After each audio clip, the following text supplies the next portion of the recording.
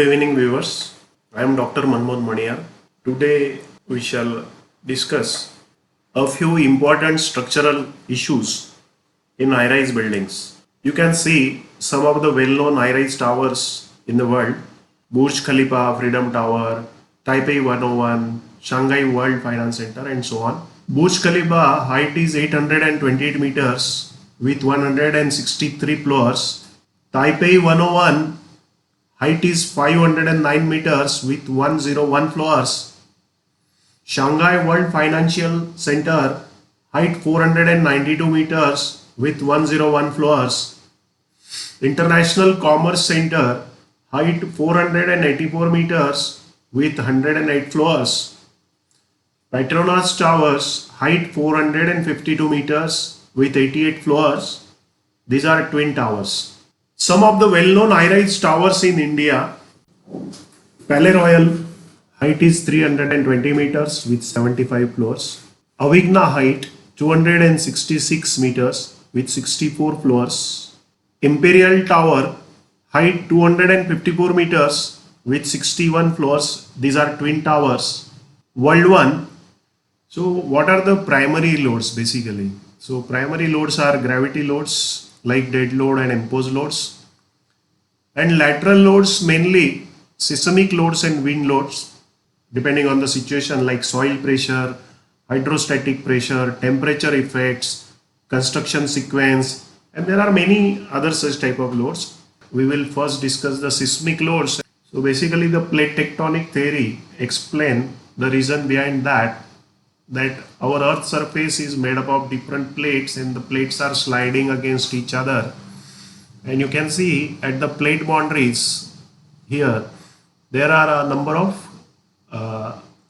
earthquake events are occurring very frequently. So you can see here, so these are the lines where the plates boundaries are sliding against each other. There are more frequently the earthquakes are occurring. Also these plates are drifting. Some plates are moving away from each other. Some plates are hitting each other. So this Indo-Australian plate, and it is hitting to the China plate, and that becomes the biggest source of earthquake in case of Indian subcontinent. Let us see how buildings behave in seismic event. Let us see that here this arrow is shown. So the ground is shaking. Actually the ground is moving. So initially when there was no motion, the structure is stable like this. Now you can see with this arrow the ground started moving, and because of inertia the structure tried to remain in its original position and the inertia forces are generated. These are two accelerometers are presented here. These are of the ground motions recorded at Ahmedabad during the Bhuj earthquake, and these motions are recorded in two orthogonal directions. So these accelerogram components are N78E and N12S components are there. You can see the total significant recording of 140 seconds. Out of that there is a very minor shaking initially, and after that if you see there is around 20-30 seconds of time when the shaking was very strong, and again the shaking come down. Design the structures, we adopt various different modeling and analysis approaches. The force is because of ground motion, and we are analyzing the structure. So to analyze the structure we can assume different type of models depending on the preciseness of the analysis required for a particular project. For simple structure you can assume it as an equivalent single degree of freedom system. Same way for ground motions you can directly apply the time history as a load, or you can use the corresponding response spectra available for that particular location, and then you can analyze it. Again the efforts you are putting in the design need to be efficient. So in a efficient way you need to capture the forces in the building members, elements, and you need to decide precisely to what level of precision and which method you need to adopt. For a single degree of freedom system, you can see a very simple time history load is applied. So this is the acceleration time plot, and this is applied to a single degree of freedom system. And you can see here, this is the response displacement plot is there. How inelastic analysis procedure are adopted. So this is a building. Then we look at future ground shaking. What is the ground shaking at the bedrock level? What will be the ground shaking at the building site? So this is the site response. This is the building. You can do inelastic analysis, nonlinear analysis model you can adopt.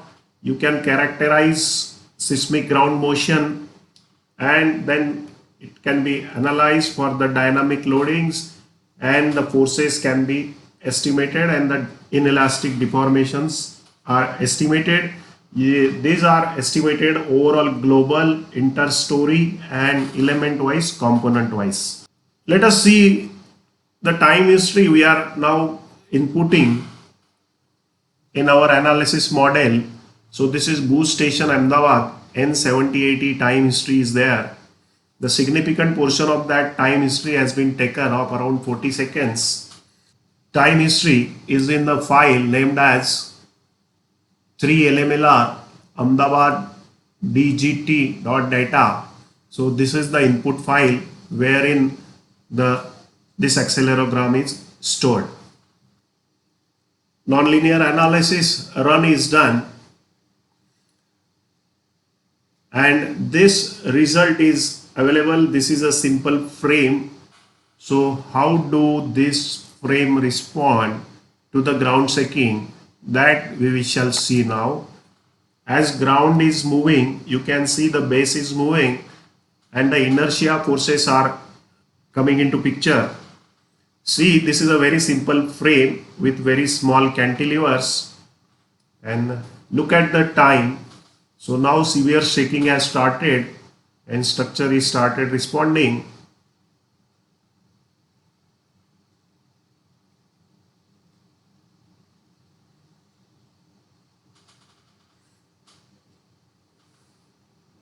And the structural behavior under this dynamic loading is very sensitive to the irregularities. There are number of irregularities may be there in the structure, like floating columns, vertical irregularity, large span cantilevers, effect of vertical ground motions are also has different influence. So this motion was applied only in horizontal direction, but there can be a vertical direction motion. So let us see. Now there are these three frames are there. So this is a frame, one simple frame. Now here there is a floating column, and here you can see there are floating column and they are resting on the cantilevers. So these are the three structures kept side by side so that you can see how the irregularities influence the structural behavior. So looking at this, let us start running this.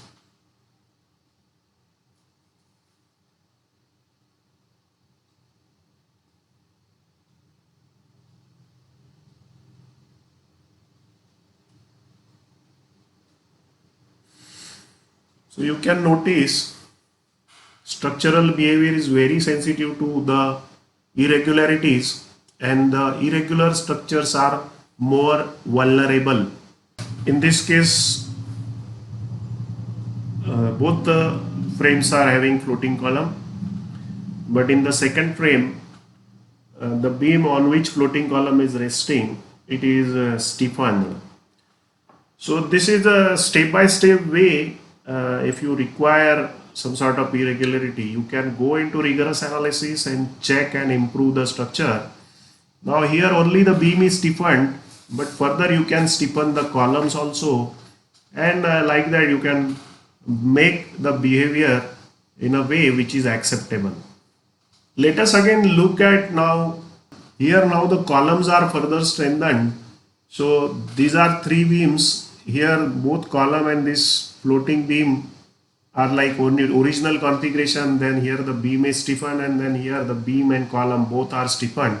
So let us see what difference it make. You can see here in this, vertical accelerations are also considered.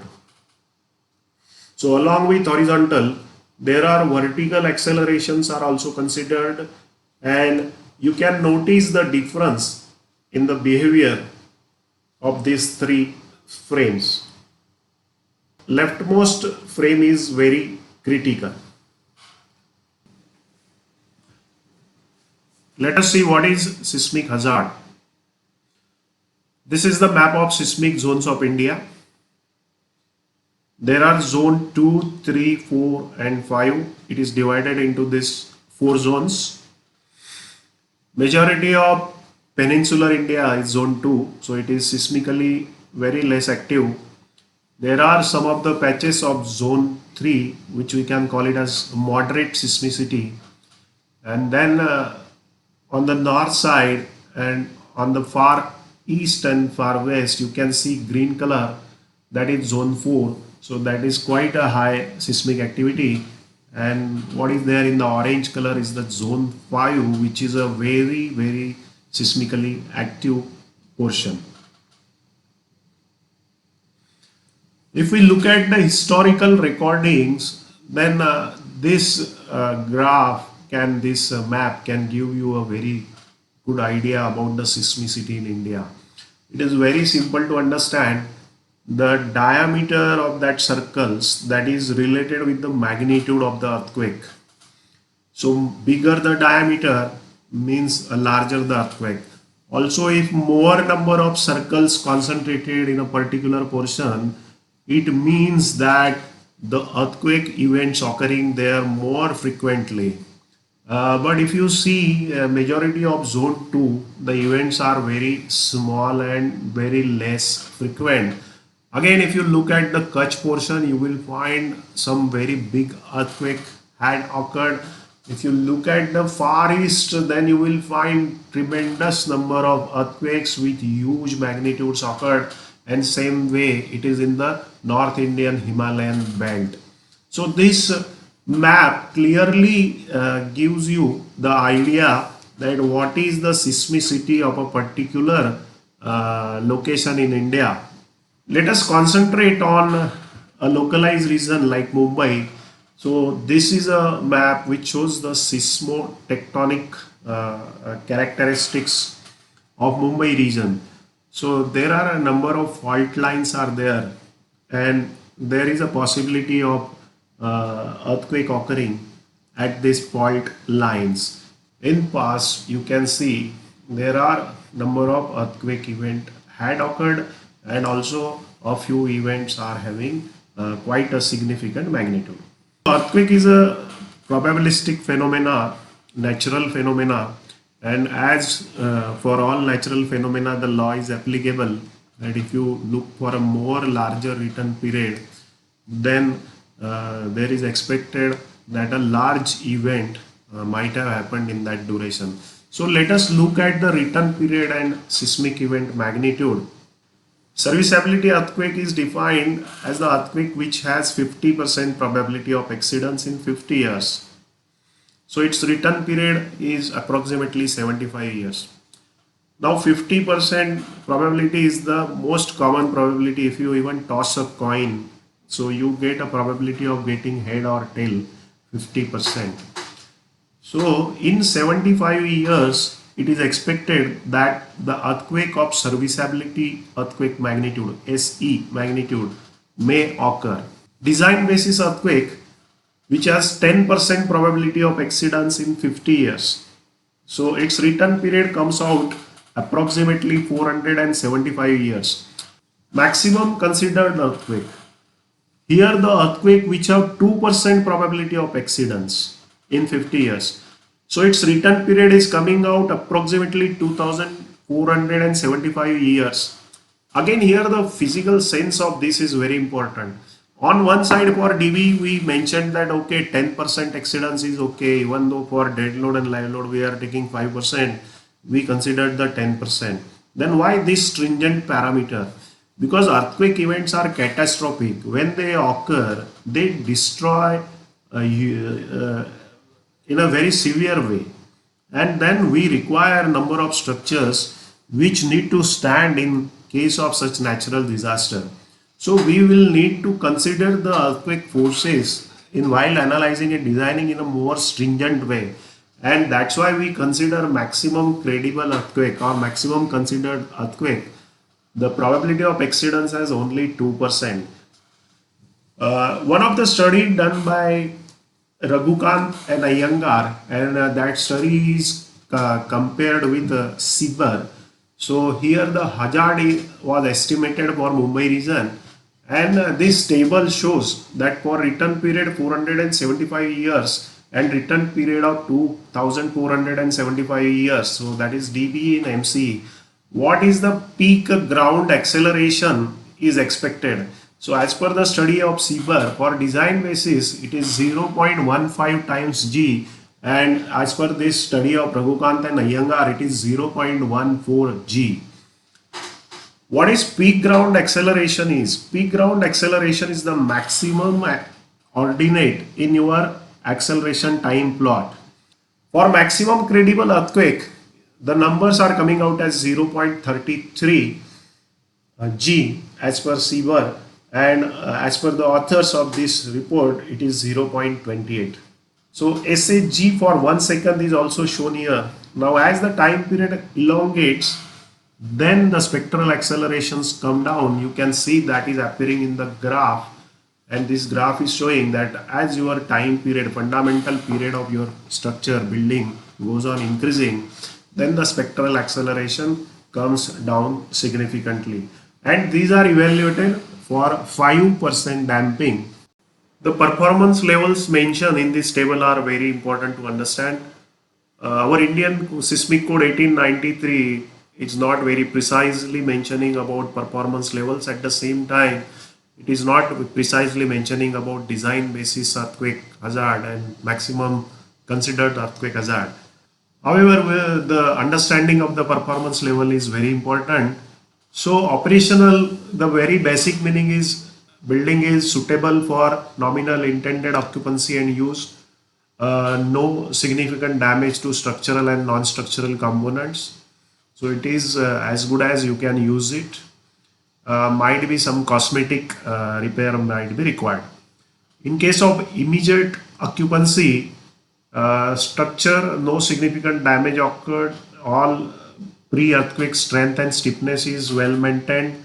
Non-structural components are secure, and almost all are functioning. The building may be used for intended purpose, albeit in a impaired mode. There might be some damages, plaster fallen and all that. There might be some services damaged like that. Then comes the next definition, that is of life safety.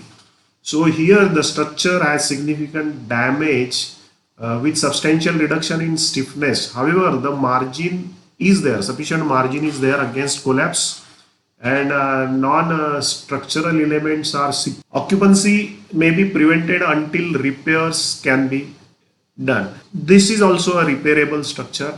And then comes the collapse prevention performance.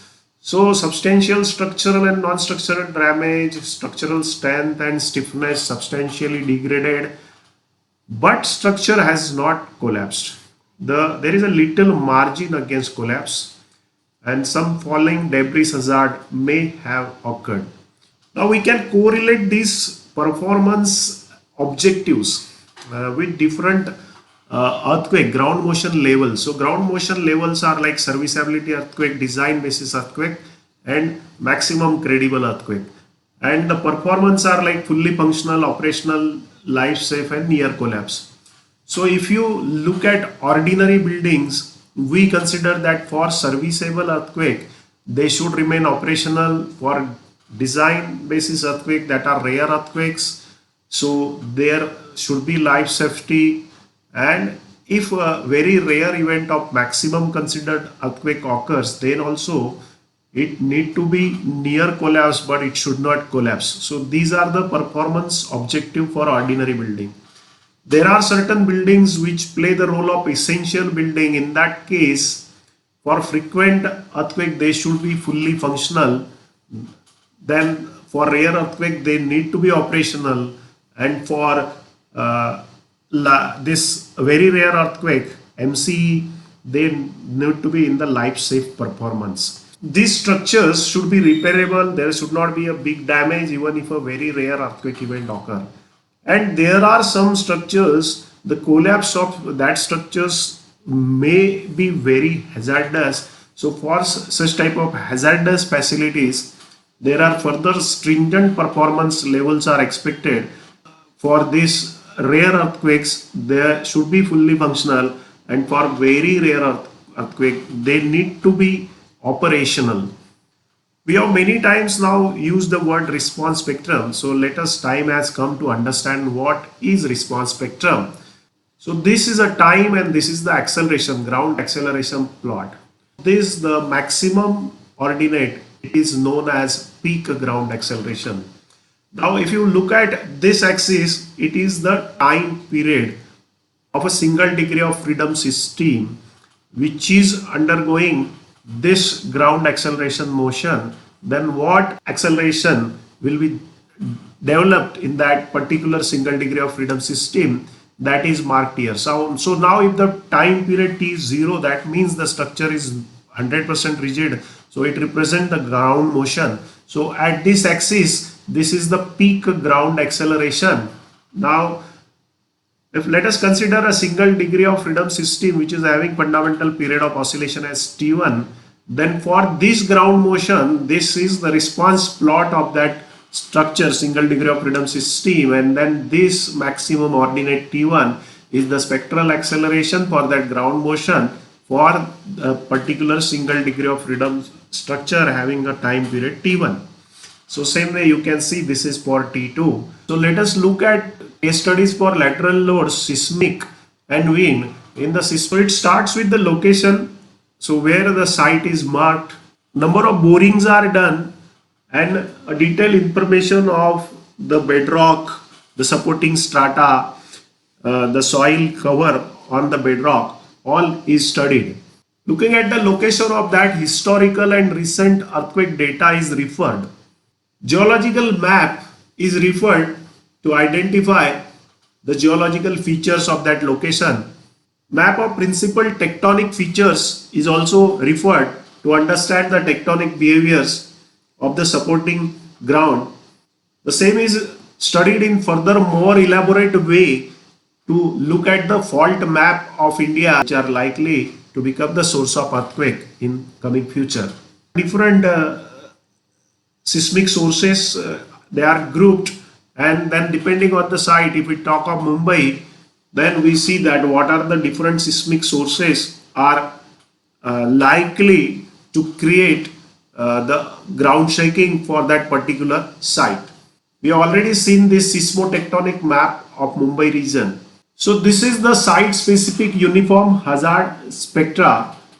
This is generated from all this data, and this is generated for DBE and MCE. So this is for 2% in 50 year probability, 2% of exceedance probability in 50 years, and this is 10% exceedance probability in 50 years. So these are the DBE and MCE graph is there. So this is the spectral acceleration, this is the time period t in second, and this graph is generated till 12 seconds. So for this, for different earthquake sources, their distances, then their mean magnitude, what is expected, what is the distance, and all this thing is studied, and then it is find out that which earthquake is going to contribute. So here this graph shows that for peak ground acceleration, so western passive margin source contributes to 99.2% of the probability. So if you see this, so this region is responsible to create a maximum PGA for a particular site in Mumbai. This magnitude distant degradation plot is developed further for spectral acceleration of 0.2 second. It is also developed for 1 second, and if you see that for spectral acceleration 1 second, Gujarat source is contributing 36%, Western passive margin source is contributing around 59%. So this way different earthquake sources are there which can create the ground shaking in future in a particular location. This is magnitude distance degradation plot for spectral acceleration of 12 seconds. So this study was done for a very super tall building. Spectrums are developed, smooth designs spectrum recommended after the site specific hazard study. So this black graph is recommended smooth design spectrum. You can see the code has given zone 3 Mumbai graph. So this is the zone 3 response spectrum for Mumbai given as per the code, and zone 2 is given as per the code is like this. There is one more response spectrum reference is used, that is NDMA 2011 document is used. So that is shown in green color. Even if the site specific response spectra is done, it is advisable not to consider the lower forces from recommended site specific spectra. What is code prescribed, that need to be considered the spectrum, that if it is of higher value, that need to be considered. Now let us look at case study for wind load. So let us have a look on wind tunnel report and a recommendation of tuned liquid dampers to reduce the accelerations and torsional velocities developed. You can see there are local coordinate axes, global coordinate axes are defined, and the structure is modeled in finite element softwares. The structures in the surrounding, they evolve, and the scenario changes. So first scenario is considered that these two towers are there only, and existing construction in construction surrounding is shown there. So for this scenario, this structure are studied under the wind tunnel. There is another scenario is studied when the surrounding development has come up, and effect of that buildings also is there on the wind forces coming on the structure under consideration. Further, the scenario 3 is studied, wherein all surrounding under construction building has come up, the surrounding development has come up.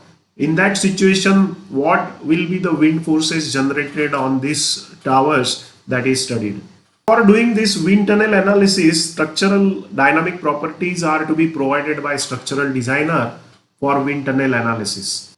This is the coordinate system considered, that is shown. So the plan area, it is X and Y, and vertical is Z. Diaphragm mass data and story data need to be provided. You can see for different stories, what is the diaphragm, what is the mass of that diaphragm in X direction, mass Y, and mass moment of inertia, and the center of gravity for that diaphragm. This data is given. Story data is given, what is the story height, what is the elevation of that story. Dynamic properties of that structure are needed to be supplied. You can see in this figure what is the tendency of the structure to oscillate in the first mode of oscillation. Modal mass participation data is required to be provided. Mode shape data is to be provided to the wind tunnel analysis agencies. This graph shows the predicted mean hourly wind speeds at 10 meter in open terrain. High frequency force balance technique is used. These are the peak overall structural wind loads. So moment X, Y, moment Z, and shears Fx and Fy are shown. These are worked out for all three scenarios, and the first scenario seems to be governing of all these forces. A damping ratio of 2% of critical was used for structural load calculations. This table gives effective static floor by floor wind loads along X, Y direction and the torsional moment. So that basic forces are taken in given proportions to make different load combinations, which are actually the wind load cases. So out of this table, 24 wind load cases are formed. You can see here the directional distribution of local wind speeds. So for 50-year winds, you can see that in certain specific directions, the wind is more critical. This graph shows the probabilistic variation of wind speeds with reference to return period. Lesser the return period, lesser will be the wind speed. Higher the return period, higher will be the wind speed. So this is the variation of moment y along different directions. For all directions, it is shown and the maximum value is somewhere here. Same way mx is calculated, mz, that is torsional moment, is also calculated about base. Shear force along x direction, and this is the wind base shear along y direction. One more important criteria is of wind induced acceleration, and this graph shows the wind induced acceleration in milli g, and these are the criteria of given by RWDI for official building and for residential building. So the wind induced accelerations are within the limit prescribed by RWDI. This table gives the values of peak accelerations in milli g. For 10-year return period, the values are 13.7 and torsional velocities are 3.8 milliradians per second. So the torsional velocities are exceeding the CTBUH criteria. For this, the damping value considered is 1.5%, because being 10-year return period, the forces are not that critical and the damping will be lesser. So the damping of 1.5% of critical was used. As the torsional velocity criteria is exceeding, as a remedial measure, additional damping using tuned sloshing dampers tanks are proposed. So these are provided at top occupied floor. So two single frequency tuned TSD tanks with planned dimensions of 10.6 meter by 15.8 meters and nominal water depth of approximately 1.76 meter are proposed, and they will provide the damping in such a way that the 1 year peak torsional velocity response at the top occupied floor will be controlled and it will be within the acceptable limits.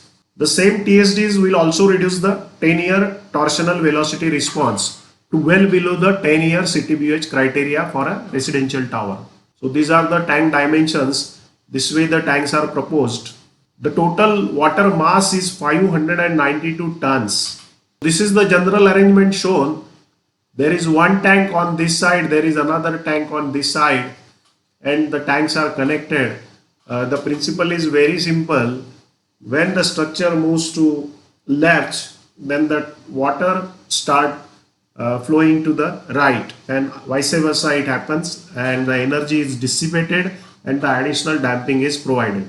The TSD layout in detail, that how these dampers are arranged. These are the TSD design loads, load coming on the tank. Water pressure coming on the tank is not only the static pressure, it need to be considered the dynamic pressure also. After proposing this TSD, these are the reduction in the torsional velocities. So these are shown here. So peak torsional velocities without TSD were shown in this brown color, and the damping, effective damping was 1.5%, and with TSD the damping value has increased to 2.99%, and the values of peak torsional velocities are reduced a lot. Here it is just satisfied the CTBUH criteria for 1 year return period, and here it is well below the 10-year return period criteria. Next point we shall discuss, that is of outrigger. Shanghai Tower outrigger, core wall and mega frame system is shown here. You can see here, this is the central core, these are the super columns, mega columns, and these are the outrigger belt trusses. Outriggers are provided at different levels When the structure is resting only on frame and shear core, then this is the wind loading, and for this wind loading, this is the bending moment diagram. So this is the maximum bending moment generated here. Now once the outriggers are provided, you can see that for the same wind loading, now the bending moment diagram, the ordinates are reduced due to this outriggers, and overall the net bending moment at the base is significantly reduced. Today we discussed about three main features, that is about site specific response spectra, wind tunnel testing, additional damping to be provided with the tuned sloshing dampers, and a broad outline of outriggers, how they help to reduce the base moments. These all things we have discussed in our today's lecture. If you find this video useful, please like, share and subscribe. Thanks for listening this video carefully.